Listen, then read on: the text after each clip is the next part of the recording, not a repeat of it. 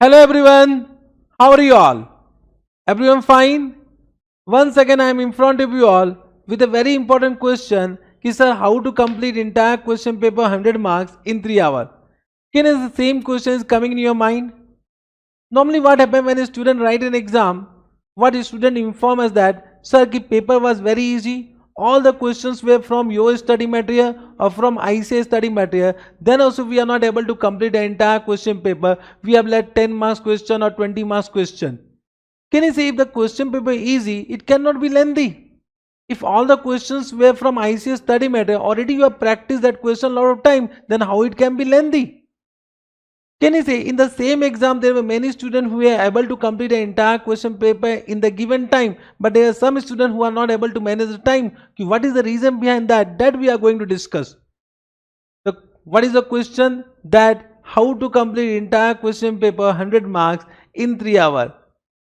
Let us start a discussion, but before starting discussion, don't forget to subscribe to the channel and like the video, because when you are liking the video, it motivates me to create more and more video of this nature to help you all.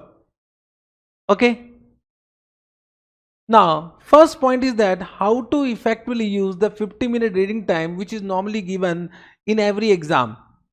Normally in that 50 minutes, student try to read the entire question paper.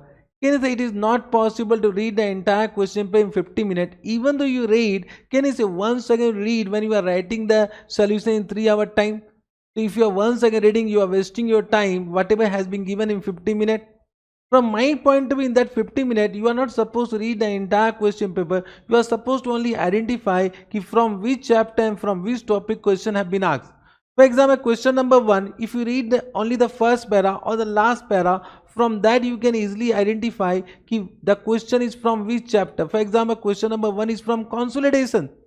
And just by looking the question, you can identify which topic they have asked. For example, suppose the question is from consolidation and chain holding. You can identify that. In the same way, you can identify all the question. Now you know whether that chapter you know, whether that concept you know or you don't know, or which concept you know better, which concept you don't know that much effectively. So that now you can find out what will be the order of answering. Which question you are supposed to attempt first, which question you are supposed to attempt at the end, correct? And also, can I say out of 5 questions, means normally in exam what happens, question number 1 will mandatory, and out of 5 questions you are supposed to answer only 4 questions. It means 1 question you are supposed to leave. So the question which you don't know or which you don't know so much effectively, you can leave it. Are you getting what I am saying? Suppose if I say the question number 2 is of business combination and you feel that you are not comfortable in business combination, that you can leave it or you will try at the end only.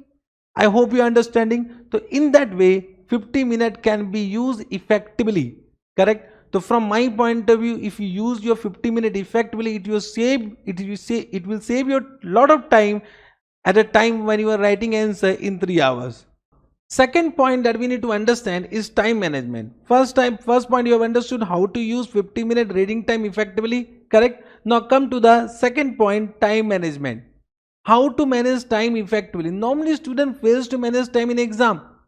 I will give you a very simple technique which I used to follow when I was a student, and believe me, it helps me a lot to write down entire question paper in 3 hours.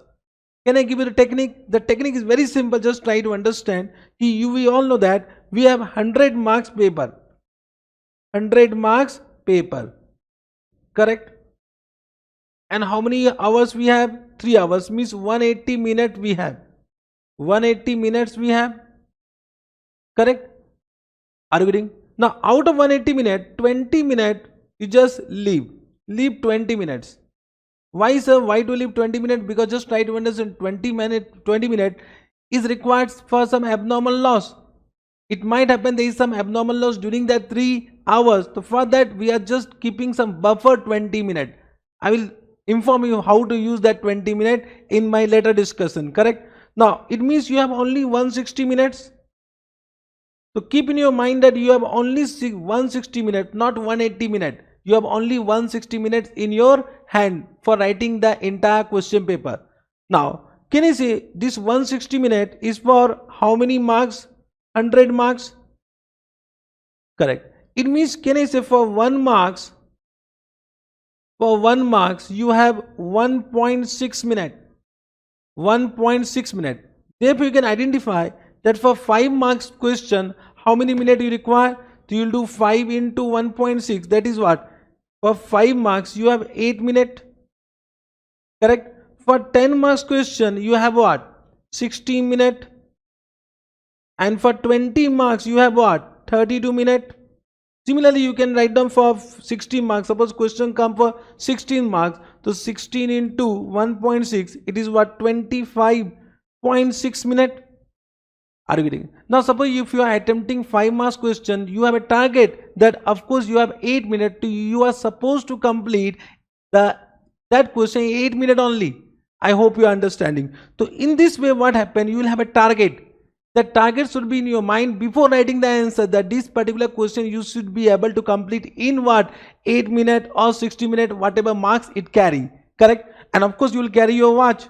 If you are carrying your watch, so you can see the watch whether you are able to complete or not. Now just try to understand. Suppose you are attempting a 10 marks question and 60 minutes is over. Now the entire answer is not yet complete. Now what we should do? Of course that point is coming in your mind. It is quite possible that you are writing an answer. And 60 minutes is over for 10 marks question. Then now what we should do? Just try to understand. Again I say at the end when 60 minutes is over, now you can analyze whether you are able to complete or you are not able to complete that answer in some minute or not. For example, suppose if you completed 90% of the question, now only 10% is left. Now for that 10%, can I say 2-3 minutes is required, additional 2-3 minutes is required, and that 2-3 minutes you can take from this what? 20 minutes surplus already we have kept out. Got it? So can I say now this 20 minutes can be used for that what? Additional time.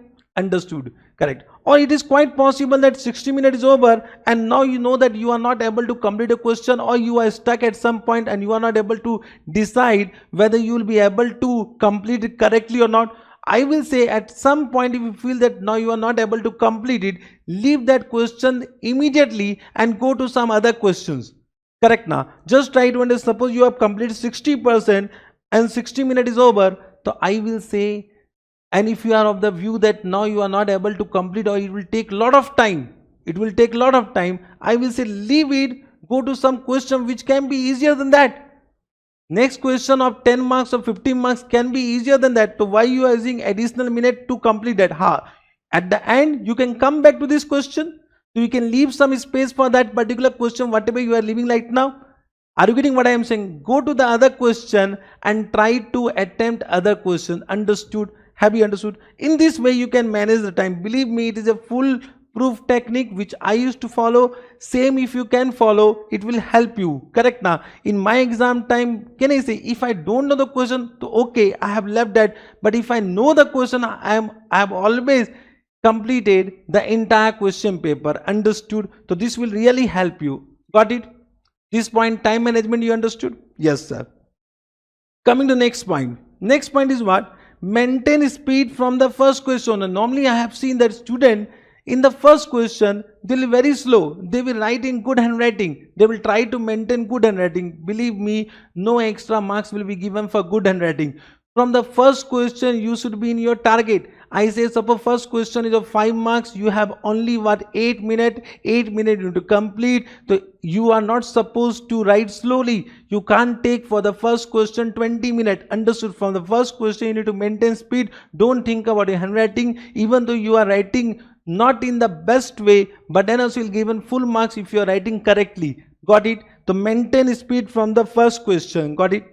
Next point is what? Read the question carefully. Normally what happens, now I said maintain speed. Now in hurry we don't read the question carefully. Just try to understand, you are supposed to read the question carefully. If you are not reading the question carefully, then you will do small mistake in solution. And once again what will happen? Due to small mistake, you will take extra time in writing the solution. So from my point of view, in question, give respect to the question. In exam, you need to give respect to question. Read entire question carefully.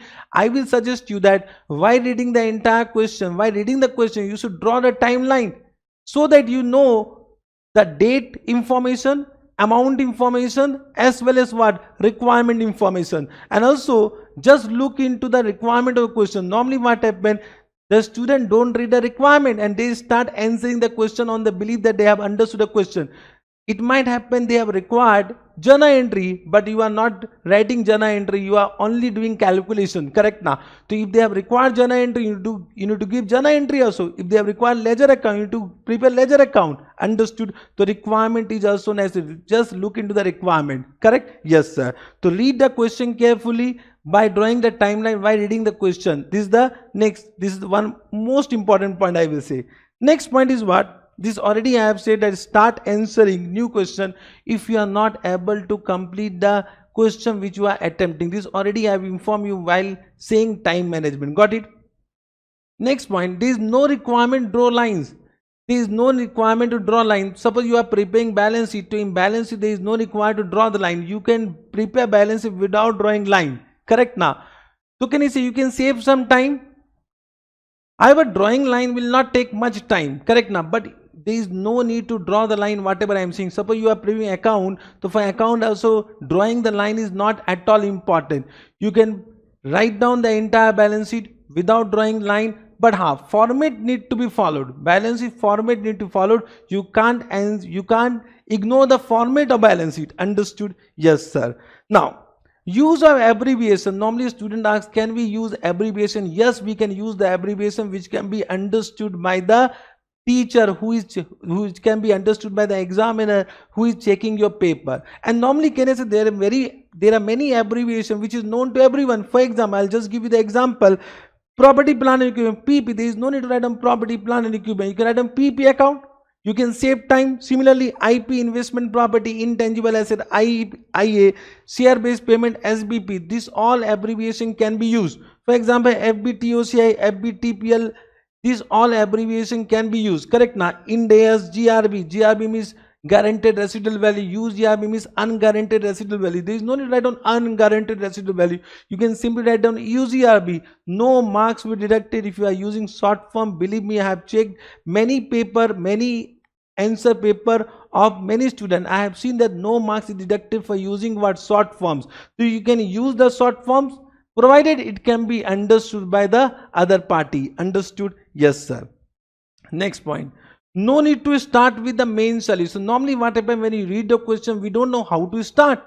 I will start from the point where you have understood. There is no need to start with the main solution followed by a working note. Can I say we don't know how much page is required for the main solution, so you can start with the working note, or I will say you can start with the point which you have understood. Correct now? In a question there can be many points, many working note required. So you can start with the working note whatever you have understood. For example, you are preparing consolidation. So you can start with the first working note, then second working note, third working note, and then at the end you can prepare the balance sheet with notes to account if time permit. Understood? So I am saying there is no need to start with the main solution. You can start with the working note so that you can save your time thinking that where to start. It will what? Waste your some time. Got it? Yes sir. Correct. I think all the points I have summarized. This will really help you to manage the time and effectively complete the entire question paper 100 marks in 3 hours. Hope you have liked the video. Thank you very much. We'll soon meet with the next video. Bye bye. Take care. Enjoy your preparation and become CA as soon as possible. Love you all. Bye bye.